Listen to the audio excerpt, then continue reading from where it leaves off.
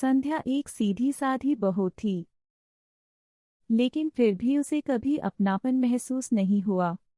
अरे चाय है या उबला हुआ पानी। पहले की बहुएं 4 बजे उठती थी, अब की बहुएं संध्या सब सुनकर भी चुप रहती क्योंकि उसे परिवार जोड़ना आता था, तोड़ना न।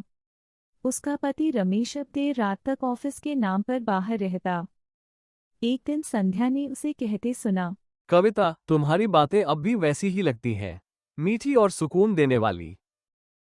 सुनकर उसका दिल कांप उठा। कविता रमेश की कॉलेज फ्रेंड थी जो अब फिर से उसकी जिंदगी में आने लगी थी। कुछ दिन बाद कविता घर आई, हाथ में मिठाई का डिब्बा और चेहरे पर बेशर्मी की मुस्कान। हाय आंटी, बस यूं ही पास से निकल रही थी तो सोचा मिल लूं। रमेश तो पुराने दिनों की यादों में खो ही गया होगा। सास बोली, इतनी प्यारी लड़की, अगर ये मेरी बहू होती तो क्या बात थी।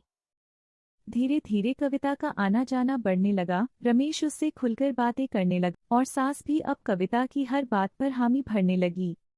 संध्या मुस्कुराई, लेकिन अंदर से वो टूट रही। तू कितनी समझदार है बेटी, तेरे जैसी होती बहुएं तो घर चमक उठता। मैं तो यूं ही आ गई आंटी, वरना घर की रसोई में कौन यूं सब्जी काटता है। अब तो ये बहुएं सिर्फ दिखावे की हैं। संध्या चुपचाप सुनती रहती। रमेश, ये शर्ट अब भी तुझे बहुत सूट करती है, जैसे कॉलेज के दिनों में। तू भी नहीं बदली कविता, अब भी वैसी ही लगती है। संध्या बाहर से देख रही होती है, उसका चेहरा शांत पर भीतर दर्द से भरा। डाइनिंग टेबल पर सब बैठे हैं, संध्या ने खाना परोसा है। आज तो मुझे भी रुक जाना चाहिए था डिनर के लिए। हाँ हाँ बेटी, तू तो जैसे इस घर की हो गई है। एक दिन क्या, रोज रुक जा। निखिल संध्या का देवर है जो एक सीधा लड़का है। वो संध्या की तकलीफ को समझ। मैंने इस घर को मंदिर समझा और खुद को उसका दीपक, पर शायद मेरी रोशनी सबको चुभ रही है। कविता आई और सब कुछ बदल गया। क्या मेरा होना इतना बेमतलब था। अगले दिन कविता की साजिशें बढ़ती हैं। रमेश, मेरा एक छोटा सा स्टार्टअप आइडिया है, सोच रही हूँ किसी भरोसेमंद पार्टनर के साथ। ओह, कैसा बिजनेस?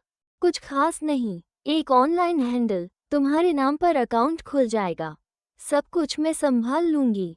पीछे से निखिल ये बात सुन लेता है, शक और गहरा हो जाता है। भाभी, अब बात बढ़ चुकी है। कविता सिर्फ रिश्ते नहीं, रमेश का नाम और पैसा भी चाहती। मैं सबूत लाऊंगा भाभी, इस बार कविता को उसकी जगह दिखानी होगी। हमें सबूत चाहिए निखिल, बिना सबूत बोले तो मुझे कोई नहीं सुनेगा। कविता सास को और भरमा रही है। आंटी, आप तो बहुत अच्छी हैं, बस आप ही की वजह से मैं आती हूँ। और हाँ, संध्या, वो तो रमेश को बांध कर रखती है, जबकि उसे उड़ने देना चाहिए। सही कहा बेटी, रमेश के पास तो हक है अपनी जिंदगी चुनने का। संध्या चुपचाप बर्तन धोते हुए सुनती है, हाथों में साबुन और दिल में जहर घुल रहा होता है। निखिल कविता के पिछले रिकॉर्ड्स निकालता है, पुराने पतियों के साथ की तस्वीरें, for copy, social media profiles, business deal की शिकायतें। अब देखना यह है कि मांझी और भैया इस पर यकीन करते हैं या फिर उस नकली देवी पर। कविता मिठाई का डिब्बा लेकर घर आती है। रमेश, ये जलेबियां सिर्फ तुम्हारे लिए बनाई हैं। तुम्हें मीठा पसंद है ना? वाह, मेरी पसंद अब भी याद है तुम्हें? कविता तो घर की हो चुकी है, बहू जैसी। मैं सबको मिठाई परोस देती हूँ, पहले टेस्ट कर लूँ।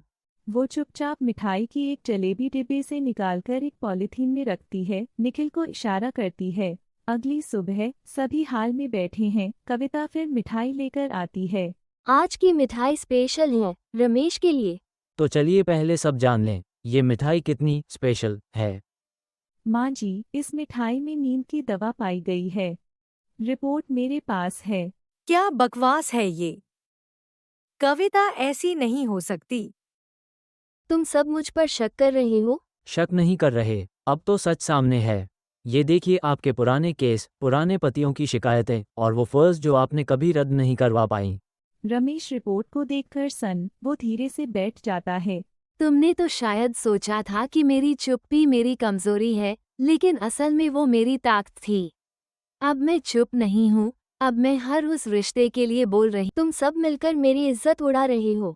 तुम्हारे जैसे लोग इज्जत लायक होते ही नहीं। तुम ये घर छोड़ो अभी। कविता वहां से चले जाती है। संध्या, मुझे माफ कर दो, मैं तुम्हारी कदर करना भूल गया।